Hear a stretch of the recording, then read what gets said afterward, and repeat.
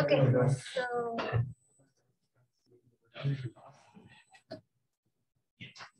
so welcome everyone. So today Scott will be giving talk, and he will be talking on the categorification of Lusztig-Vogan modules. Okay, thanks, Tamana. I'm not sure if it's more polite to pretend I didn't invite myself or to thank myself, or maybe I'll offer a small apology. So anyways, thank you all for attending. I'm excited to talk about some recent work with Anna Romanov. Okay, good, it's working. Let me try to hide this a little bit. Okay, so just some graphics to start out here. So the top row here is a brief summary of how I picture this project. So it basically starts with this book by Bernstein and Lutz on equivariant derived category of constructible sheaves, and describes classic work from Lusztig-Vogan from 1983. So that's the overall picture I have. And we just kind of wanted to start from the beginning here and recover as many results as we could from this paper using a different category. So that's the idea. And I would say this project is very self-contained in hindsight. And so it's just, really, it's an application of this book to some classic work. And I should also mention a recent paper by Bazarkovnikov and Volonin. Many results in our paper is at least very similar to some results that they have, but we have different methods of proof. And part of this talk is I have a goal of explaining my perspective and an application of our results to my thesis. So that's the plan for today.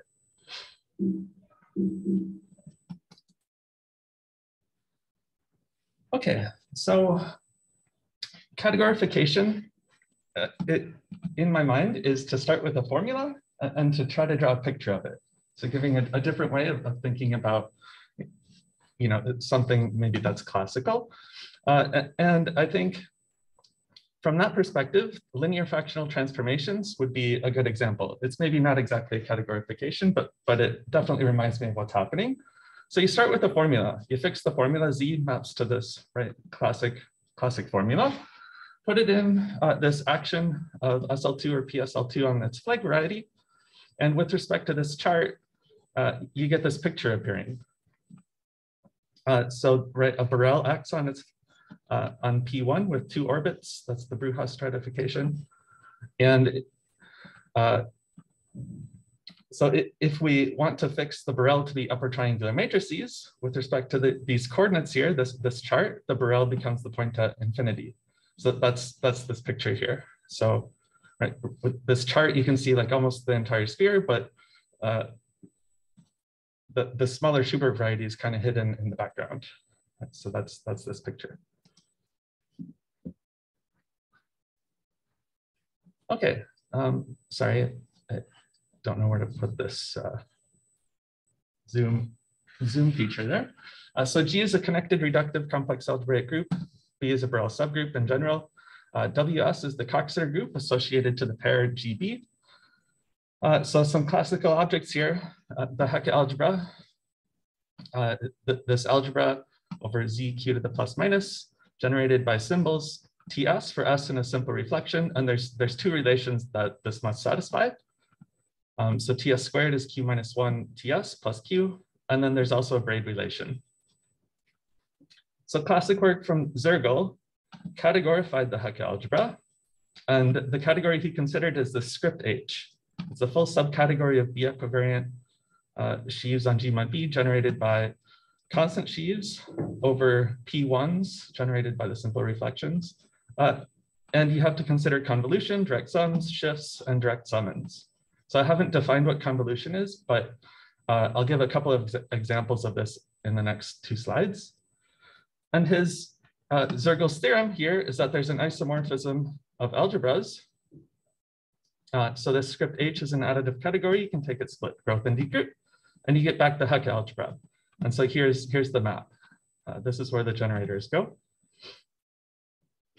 The constant sheaf shifted down by 1, q to the -1/2, ts plus 1. So here there's a innocent extension of scalars here to get this isomorphism.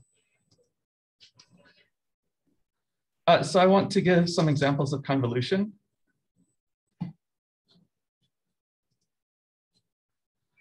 So some B equivariant maps, and let me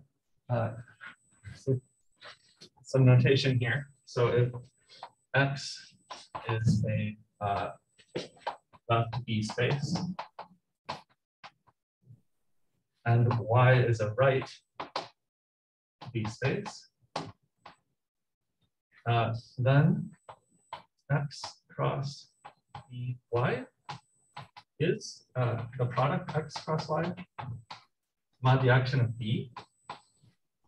We can only see the top 2 lines. I'm sorry.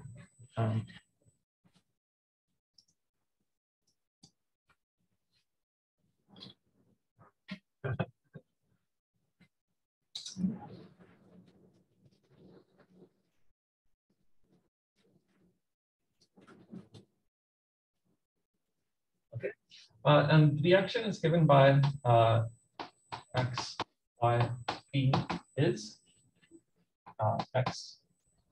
Oh, X is a left B space. Oh, I think I'll switch it right, left.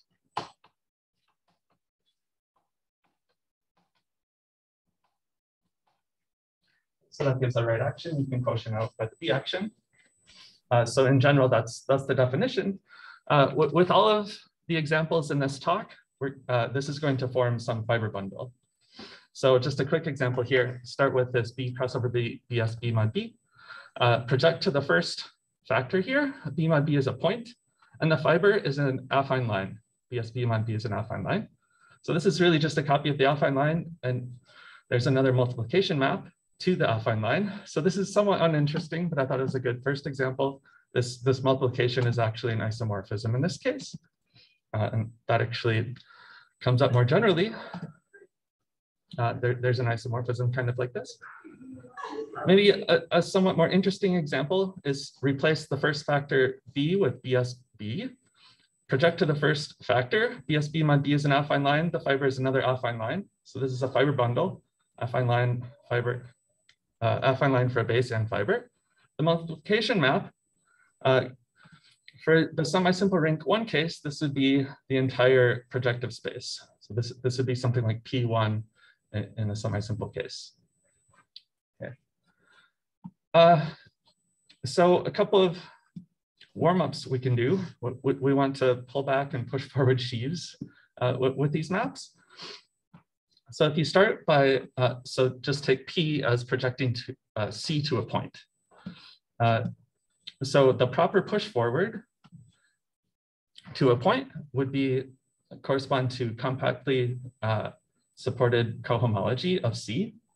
And so you just get one copy of Q in degree 2. So that's this here. And if you take this map on the right and put it in coordinates, then you get this other function appearing. So over one of the strata, you get C times C cross mapping to C by UV goes to U plus V inverse. And it's a little exercise, basically the Kunith formula to show that the proper push forward is actually splits, and you get a direct sum of shifted constant sheaves. Okay.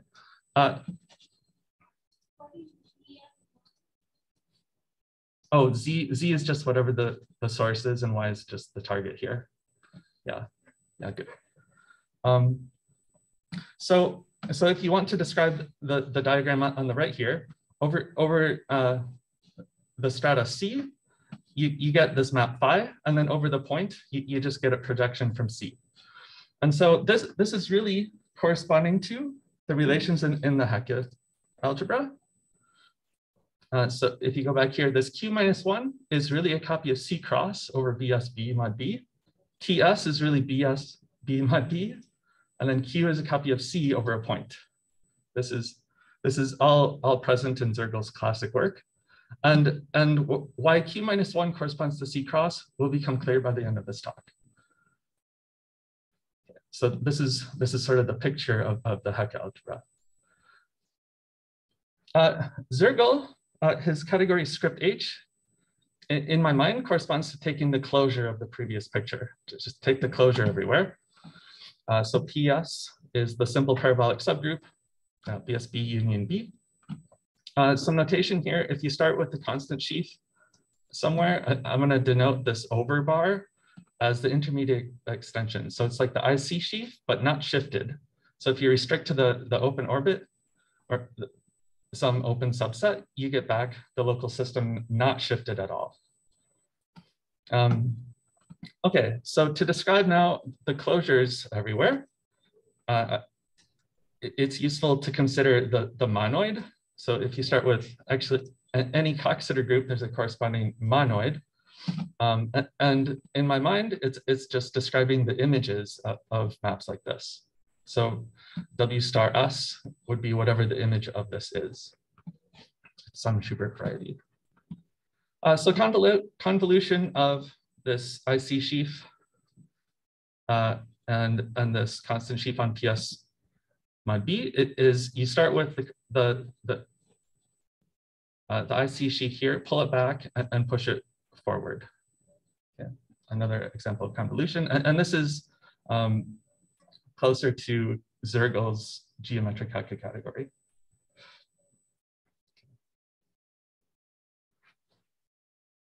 Okay, so we're going to consider real reductive groups. So one can think of what Soergel did as the complex reductive group case, and now we're generalizing it from complex groups to real reductive groups. That's really the goal. So suppose G is defined over R. The real points of G forms an algebraic real reductive group.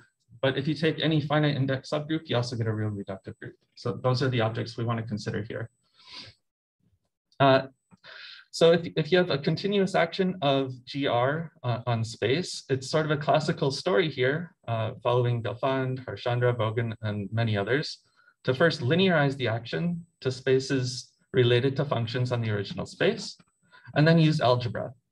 And so what I found interesting about this philosophy, in hindsight, our paper follows this very closely.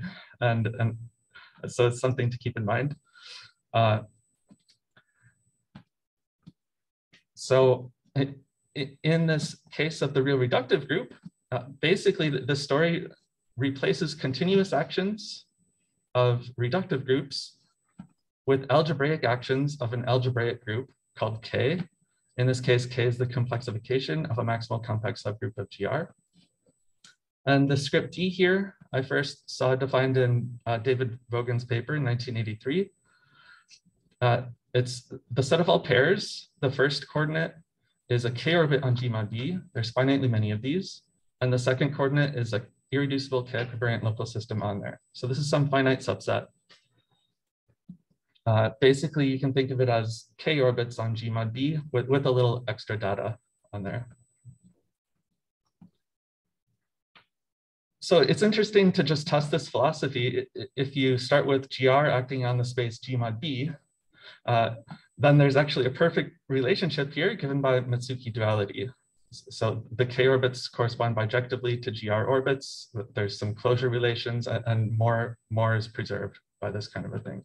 What about local systems? That's a really good question. I think the answer is they are the same, but I'm not completely sure about that. Yeah. Bill asked about local systems, and I don't know that statement for sure, but I think it is true.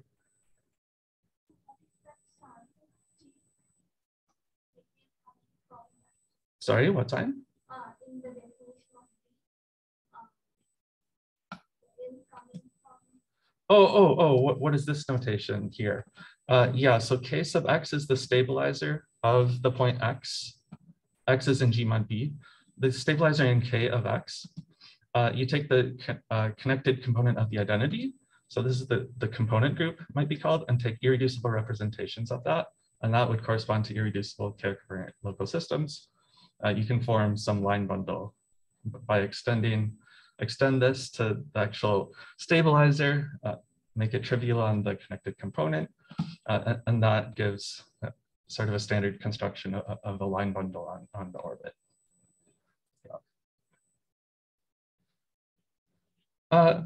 So soup this up a little bit, and I'm going to just talk about the real reductive group SP2NR, although this works for any group. I can make it a little bit more explicit here. So start with the complex group SP2NC defined by a symplectic form. I don't want to worry too much about the coordinates. In fact, I gave a talk, I guess, a couple of years ago where I explained this example a little bit in more detail. But GLNC becomes K. So we're considering GLNC acting on the flag variety of SP2NC. Okay, so let Z be the smooth space. So these flags here have to just be an element of the flag variety for SP2NC. So E1, E2, and E3 have to be isotropic. And then the condition is that E4 is the perp of E2 and E5 is the perp of E1. And any line you see here is just a containment. And the only condition I want to enforce on this space Z is that the space E3 intersects C3 in dimension 2 and C minus 3 in dimension 1.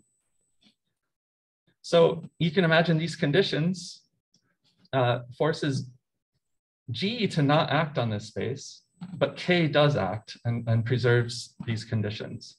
So K is acting on the space Z, and if you project it to the outermost flag, you get a map to the flag variety, and it's K equivariant, and it maps to some orbit here, orbit closure.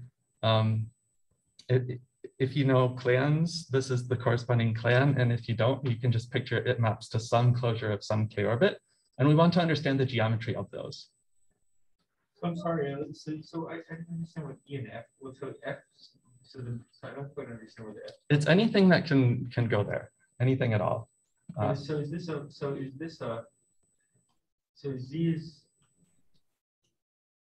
Z a flag variety? I'm a little confused about what Z is. It's a fiber bundle over these. Yeah. Yeah. Okay. That makes more sense. Yeah. So Bill's question is really what Z is. It's not in the flag variety. In general, I'm interested in things like this. On parabolic, all subgroup here. Well, I guess other ones.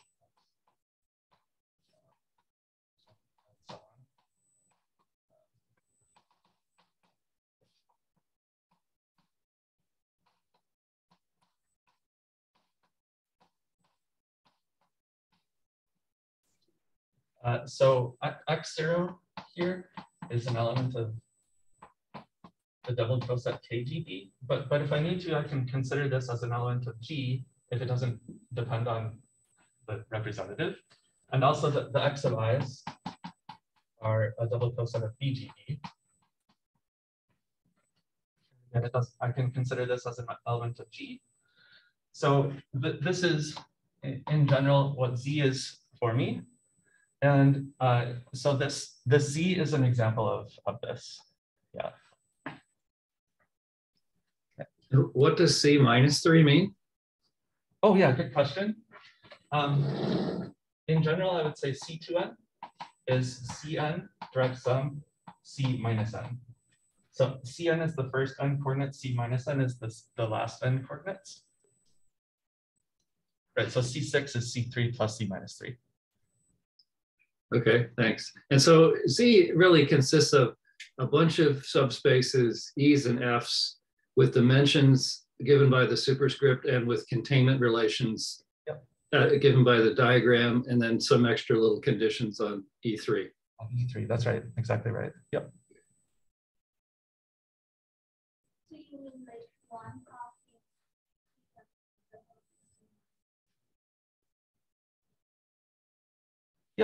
Yeah. So you take a three-dimensional Lagrangian subspace of C6, and now ask, how does it intersect C3, which is the first half, right? How does it intersect this plane? Require that that dimension is 2. Also ask that it intersects this Lagrangian space in dimension 1. Yeah.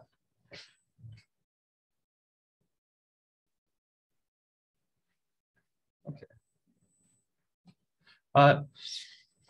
So what this gives us is a k-equivariant map to the flag variety. And so this is really an example of a reductive group acting somehow, and we want to understand this group action. And so what this project really did is first linearized fibers of this map. So in the end, we can understand cohomology of these fibers. And then the second part of the paper does some algebraic manipulation to understand things algebraically. So that's going to be the goal, to sort of say how that works. So I'll come back to this example at the end of the talk.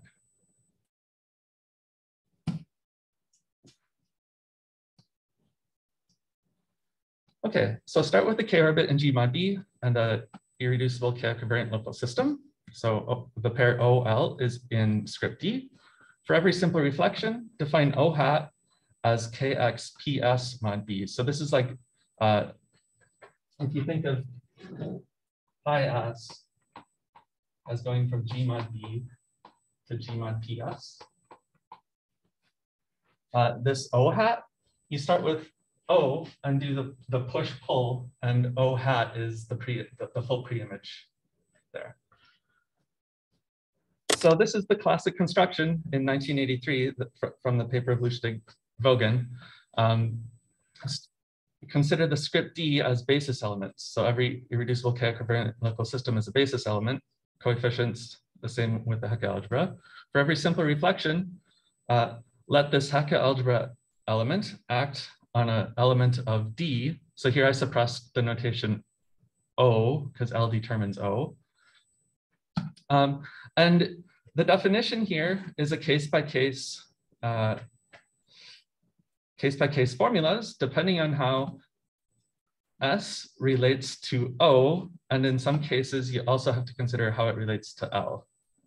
So I'm not going to go through all of the formulas carefully. It would take a really long time, but just to give you an indication of the complexity here.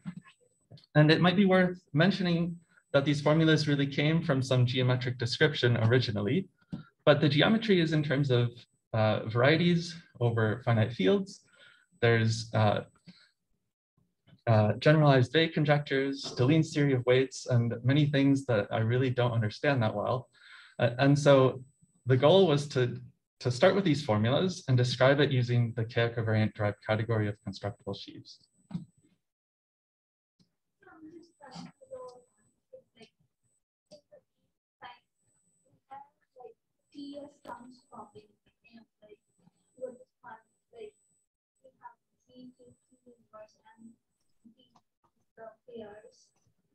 So then how TS?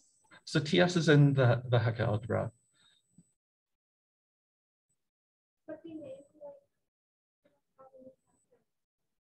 I'm sorry?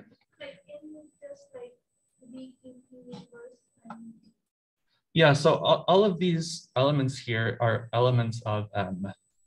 And I haven't really explained much of the notation, and I don't think it's really worth doing all of that right now. But yeah, all of these elements here, you can actually understand as elements of M.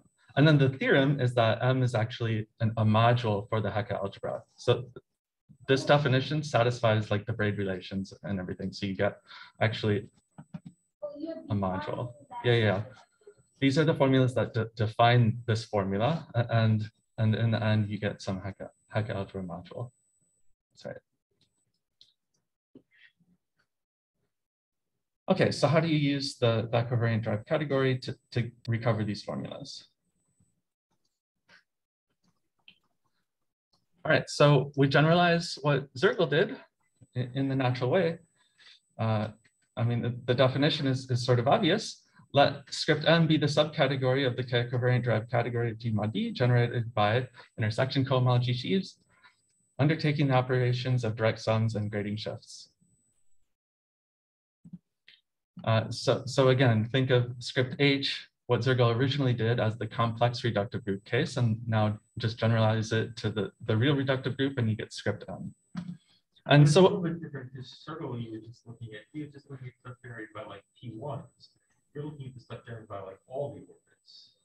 So in other words, he looked at stuff generated and he got a lot of other stuff. You're not getting any other stuff. You're just saying somehow that's closed. You defined everything all at once, I guess. The definition, I agree, does look a little different, but it is, you get the same thing. No, I'm just observing. Yeah. Right. So the issue here is if you start with the analogy of just starting with constant sheaves on closed orbits and then generate by the push-pulls, you don't get the entire Lusztig-Vogan module. You just get the block of the trivial. Right. But if you start with this and then ask what happens in the complex group case, then you recover what Soergel actually got exactly. Basically, yeah. Right. Yeah. But see, the more natural thing I would sort of expect to be going back to Soergel's and being all in Soergel, you take the ICs of the Schubert cells, or IC, and you know, and that would be the entire thing you get by Soergel's operations. Is that that's true. Yeah, that's true. So a couple of things is that the B equivariant category acts on the K equivariant by convolution. And I'm not going to explain that in general, but we'll see examples. Restrict the B equivariant category to script H. That preserves script M by the same convolution action, basically from the decomposition theorem. So the first theorem here is that there's an isomorphism of right Hecke algebra. Right algebras over the Hecke algebra. Sorry, right. This should say modules. Isomorphism of Hecke algebra modules. Sorry. So if you start with some additive category, you can take the split growth and group.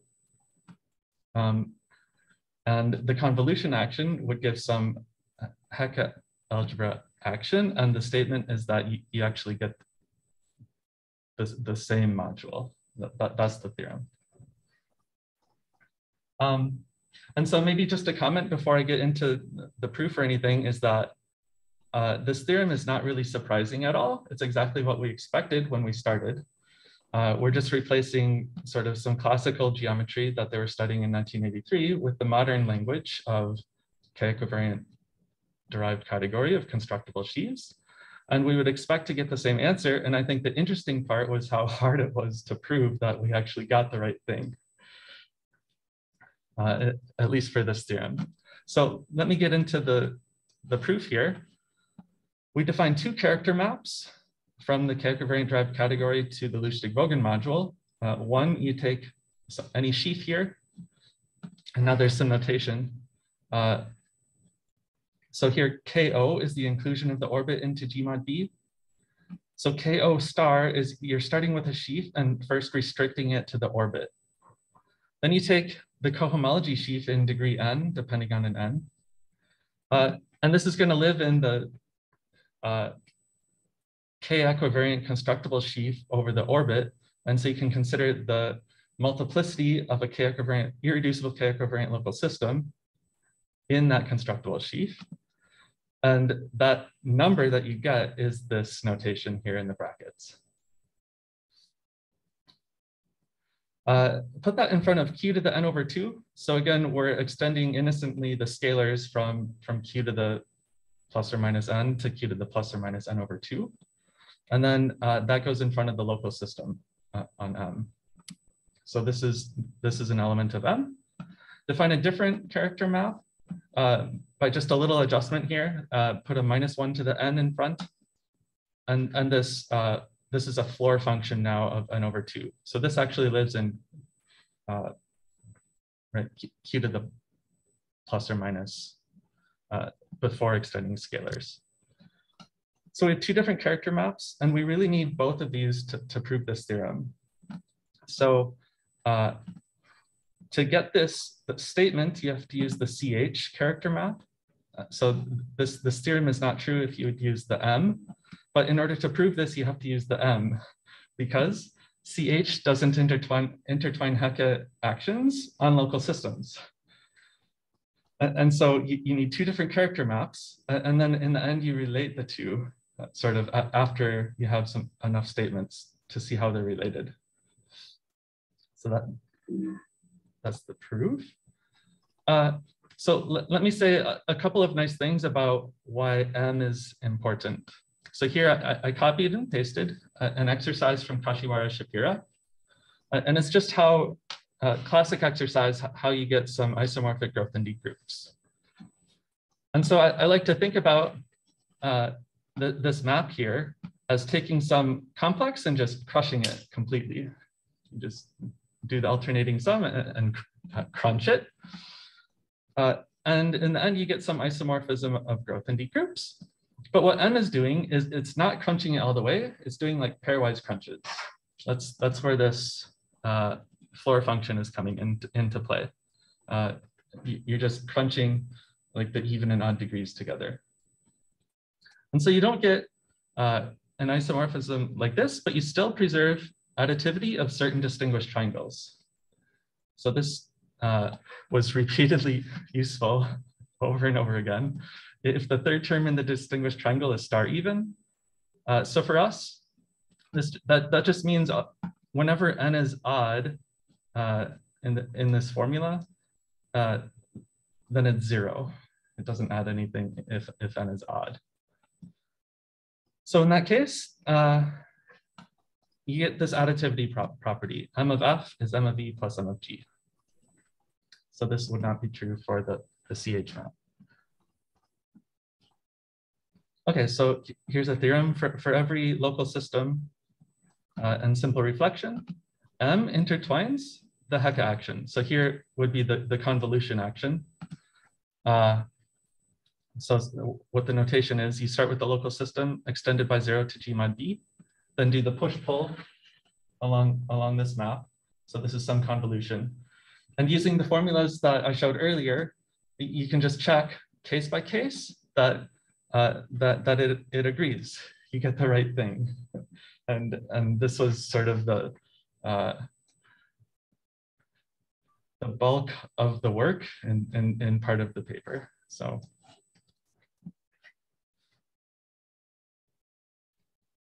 Okay, so again, you need M to get the intertwining action on local systems. This doesn't hold true for the CH map.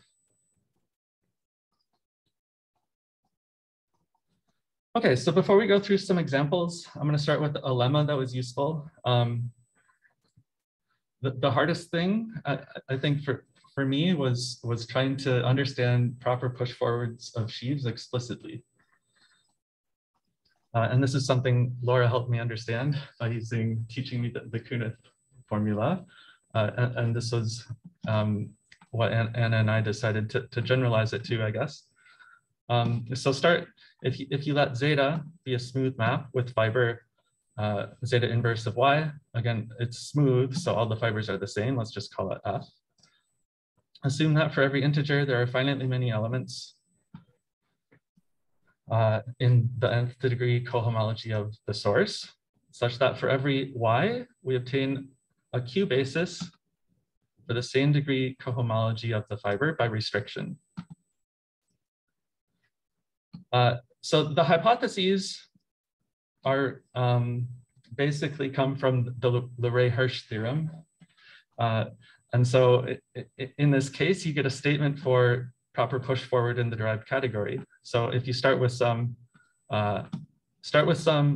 sheaf on y and pull it back to z, that's this zeta inverse of f, then you can say how to push forward what you get by taking this box product. You start with f, and then basically just place the compactly supported cohomology of the fiber in the second factor here. Don't you need a sheaf version of it? Like, is it if y is not simply connected, then it might not, the push forward somehow might not be a constant sheaf. So do I need like a sheaf version of that there maybe?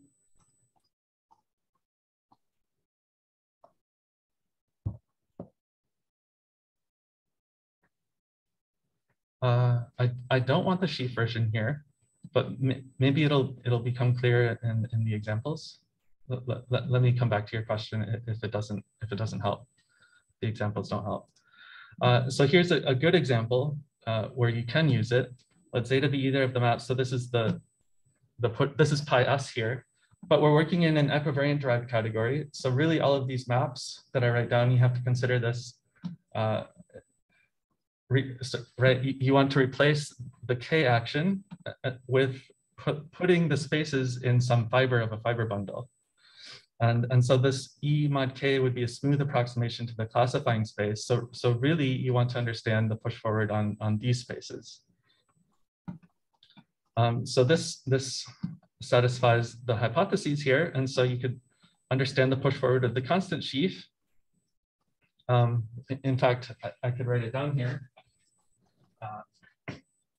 The push forward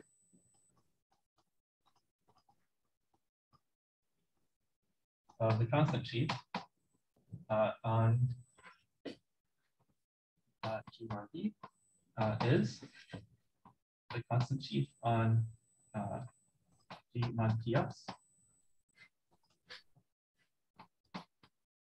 plus the constant sheaf shifted by 2. So just to say how this is working, the constant sheaf is the pullback of the constant sheaf. And so the compactly supported cohomology of, in this case, the fiber is P1, is just you get one dimension in degree 2 and one in degree 0, and that's what you put here.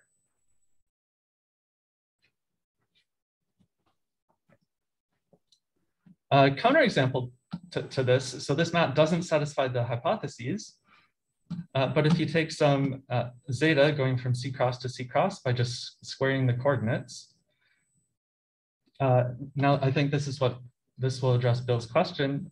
The push forward here, you want to, so in the second example,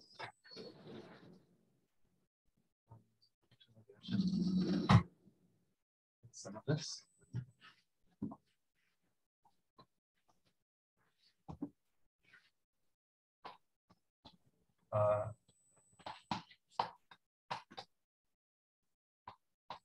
Push forward the constant sheaf here. And you get something like the constant sheaf plus some other non-trivial local system. So this is something like inducing the trivial representation from even integers up to the integers, and you get the trivial representation plus some non-trivial representation. So here you get a non-trivial local system, and so you can't just put the right, you get like the right dimensions, but not the right local systems appearing. So as long as you satisfy the hypotheses, the statement is you don't have to worry about something like this. Does that answer your?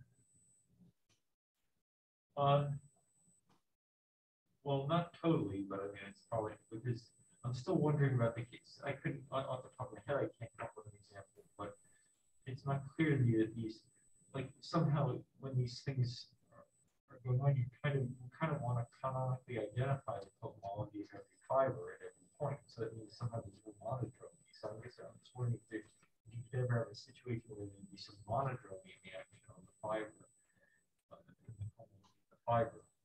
You know, even if the fiber satisfies this part, maybe that's not possible. Maybe the fact that you have this Larray-Hirsch kind of condition precludes having that monodromy. That might make it possible. So a sort of like a lemma to this lemma is that if you start with these hypotheses, then the Kunitz formula is satisfied, like without the derived category, just in the singular cohomology.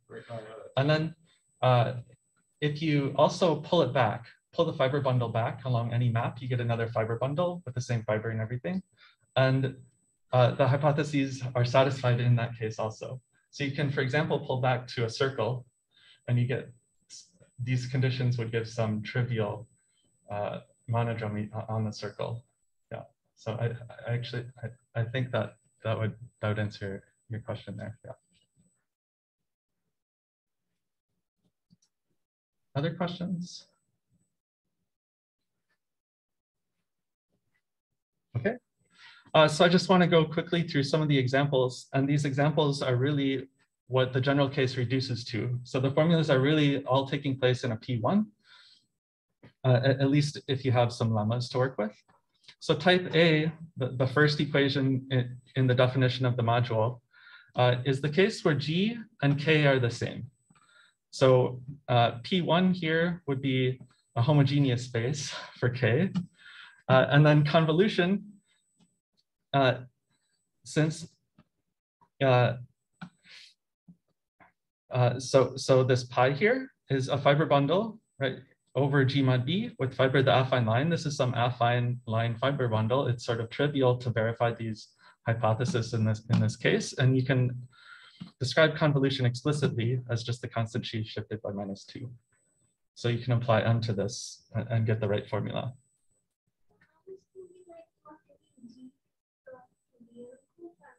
G is the complex group. Yeah, G is always the complex group. GR is the real group. Yep.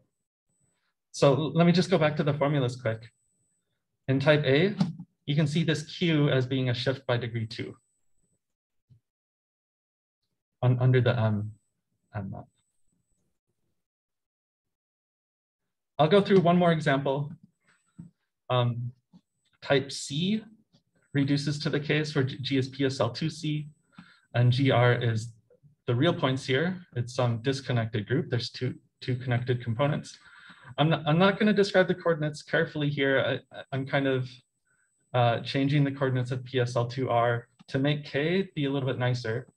So K becomes some diagonal group. The connected component is just C cross. The other component here, you get another copy of C cross on the skew diagonal. So with these coordinates, it's easy to describe stabilizers. So start with X being 1, 0. So this is a point in the closed orbit here.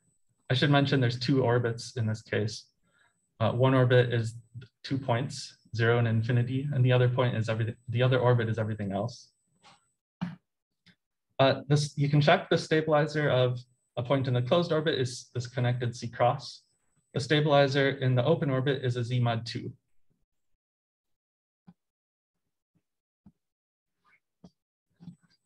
Okay, so these 3 calculations go into proving the formulas in type C.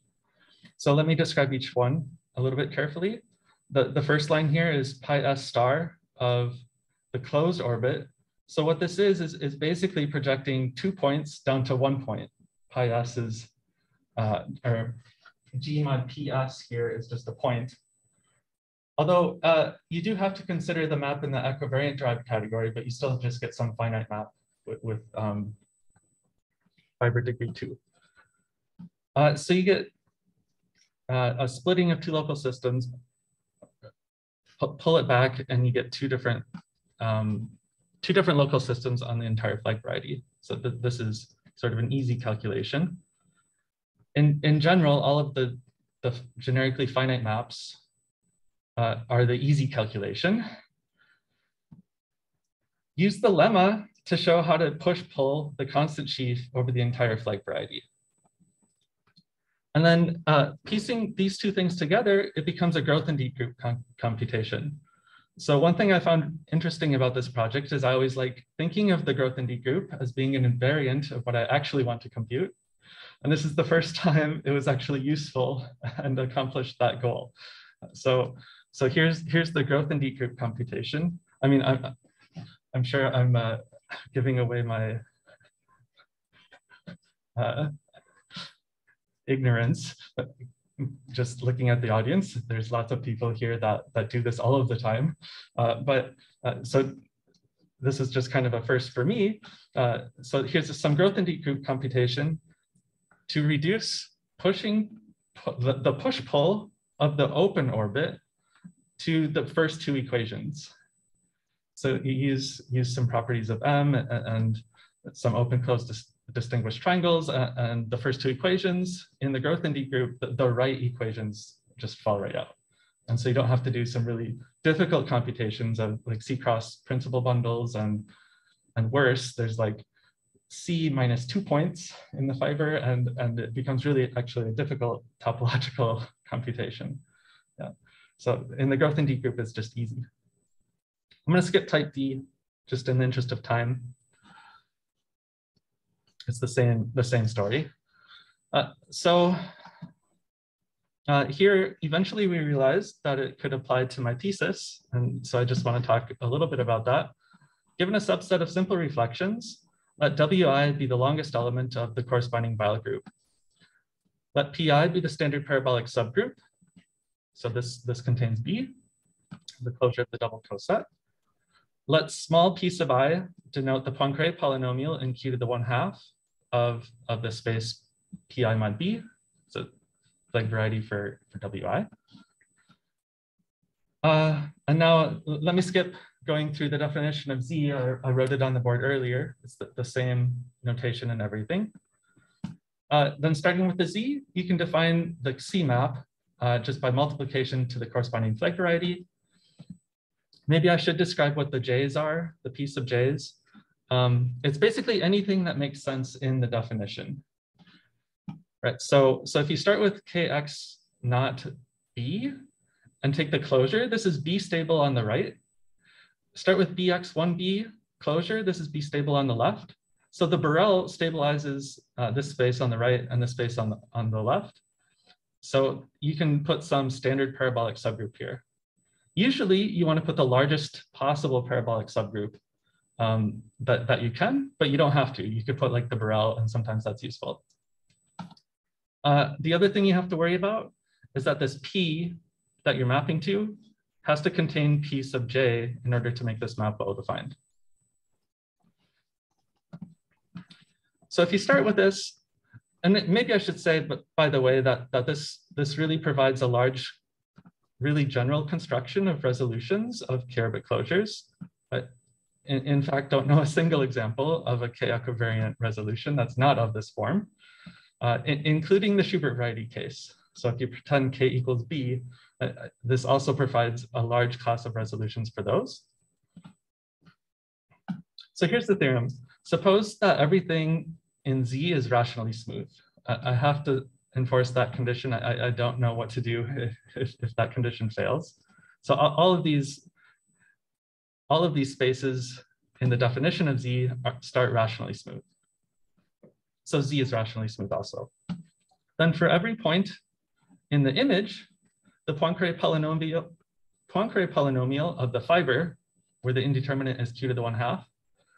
So here we're computing cohomology of every fiber of any resolution of this form. It's computed by summing coefficients of the local systems over the orbit in this expression. So here, this is some expression in M. So M, this is the character map from a K-equivariant sheaf to the Lusztig-Vogan module. And the H would be the corresponding, so the H is the same character map, only you're pretending you're with a complex group. So like Soergel's original definition of the character maps. So this is in the Hecke algebra, this acts on M. You compute this algebraically as the Hecke algebra action on M. And in the end, you have to divide by some Poincare polynomial, but this recovers the cohomology of any fiber. So I thought this was very surprising. Let's see. I think I just want to maybe say some comments about this. So in general, M of a sheaf doesn't recover the sheaf itself. He needs some special properties of the sheaf. So one thing about this map here, in the end, we were able to say that the cohomology of every fiber vanishes in odd degree. And that was very surprising. It really used the proof of all of this. And I think it's surprising because in the Schubert variety world, there's a proof that goes the other way. There's some notes of Thomas Haynes that proves the cohomology of the Bott-Samuelson resolutions have an affine paving. All of the fibers have an affine paving, so it vanishes in odd degree. And then you conclude this purity result, and you get a statement something like this. But now here, in general, we have to prove this first, and in the end, we recover vanishing of odd cohomology. So it's not clear if there's like an affine paving or something. That this is just, right, rational coefficients are definitely important in the proof of this. So I just want to look at some example here. It's really easy to get, maybe not really easy, but it's not too hard to get Atlas to compute these explicitly in many examples. And so I didn't work here to edit the format or anything. This is basically exactly what Atlas will tell you. I did add some combinatorics, but this is basically directly output from Atlas. So this is showing you the resolution from before, the one that I wrote down. It's exactly that. So this first column here is really the Poincare polynomial, although Atlas is using U instead of Q. Okay, so I just kept it like what Atlas showed me. And then here is the strata of the image. So it's the fiber we're looking over. So a couple of things that we can tell from this. Over the open orbit of the image, it only appears once in the list, and the Poincare polynomial is just one. The fiber is just a point, and you conclude that it's a birational map, which is interesting. In general, even if the dimensions of the source and target are the same, you can only conclude it's generically finite. And it's sometimes hard to see whether or not it's birational. Even for small resolutions, low dimensional resolutions, that can be kind of a hard thing, is whether or not the generically finite thing is actually birational. So here's some birational map. I'm sorry, how do you know it's birational? Over the open orbit, there's a single point. Yeah. And the group action gives the isomorphism actually, and it's a birational, yeah, it's isomorphism over the open set. One other very interesting thing here is that there's a 2, which means there's a disconnected fiber from a smooth space that's birational, and using Zariski's main theorem, you conclude that this orbit closure is not normal. In fact, this 2 is kind of hidden up here. This strata appears twice, each one with a point over it, but it's a different local system. You have to add those together. You also get a disconnected fiber from these 2. So far, that's sort of the only thing I've been able to conclude from some of these examples, but it would be interesting. I mean, there's a lot of data here. It'd be interesting for me to try to go through this a little bit more and understand it in more of an intrinsic way. But let me stop there. Yeah. Well, it's actually really interesting that you're getting something like non-normality in such an indirect way. Yeah, so Bill said it's interesting that that we're getting something that's not normal in such a direct way. It's like an indirect way. Oh, indirect. This kind of very complicated argument. It doesn't seem even connected with algebraic geometry exactly. It's more topology. Right. Yeah. So Bill's saying it's interesting that we're using topology in a very indirect way to conclude something about normality. Yeah. Yeah, I think so. Yeah. Okay. Thank you.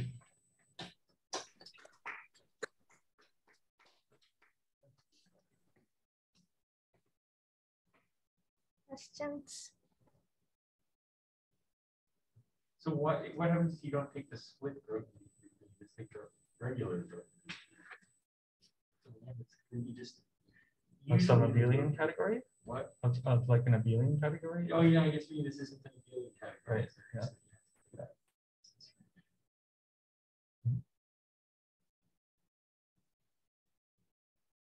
Other questions?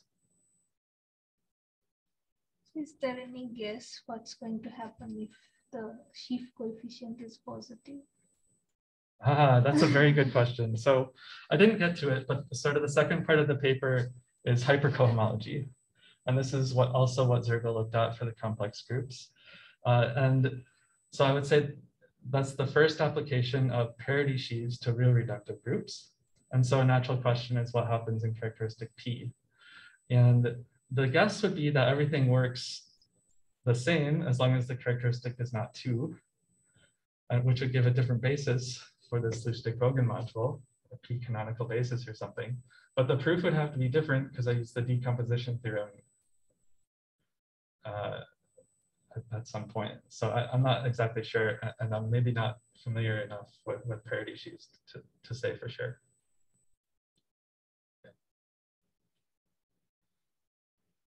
I was just going to say to follow up with my original question, but wouldn't you do the growth if you had an exact, if you had a distinguished triangle, you could sort of, even if it wasn't the direct sum, what you would think is the growth would be something like, if you had the distinguished triangle ABC, you'd think it would be something like A minus, well, I guess maybe there's not a good way to, maybe there's no good way to do it if it's just a triangle.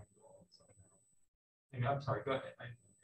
That's, I'm just not used to thinking of the split growth. I'm used to thinking of the split growth would be a lot different usually.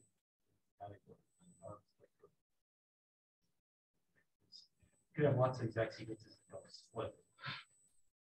Right. So that's what this M.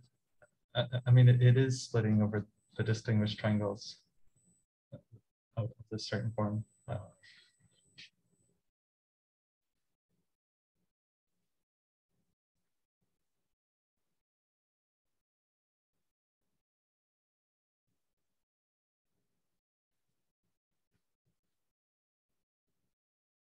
So for the positive characteristic, like, are you going to have any connection with Soergel bimodules or like P canonical basis? I'm not exactly sure really what works in characteristic P and what doesn't yet, but if it does, then there would be a connection. Yeah. I mean, there is a connection over the rational numbers. We're generalizing Soergel bimodules to the real reductive case. So that's the second part of the paper. There's a theorem that says there's another categorification. Once you take hypercohomology, you get some algebraic categorification. It's generalizing the Soergel bimodule world. So like if Anna gives a talk, that will be like on that. Yeah, we were thinking about, I don't know if there's interest giving another talk on the second part, but yeah. I'd be very interested in what. Yeah. One thing is with daylight savings time, she gave a talk earlier and it was like 6 in the morning, and now it would be 5 in the morning. So it's but so.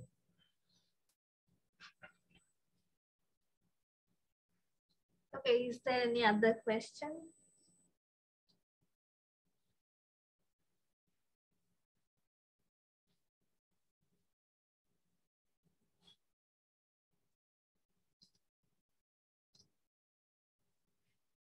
I don't think so. Okay. Okay, so let's then thank Scott again.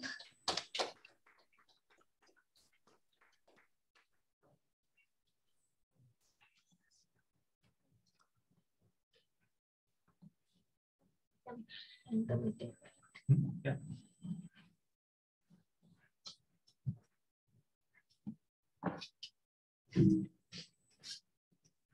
Thanks. Thank you.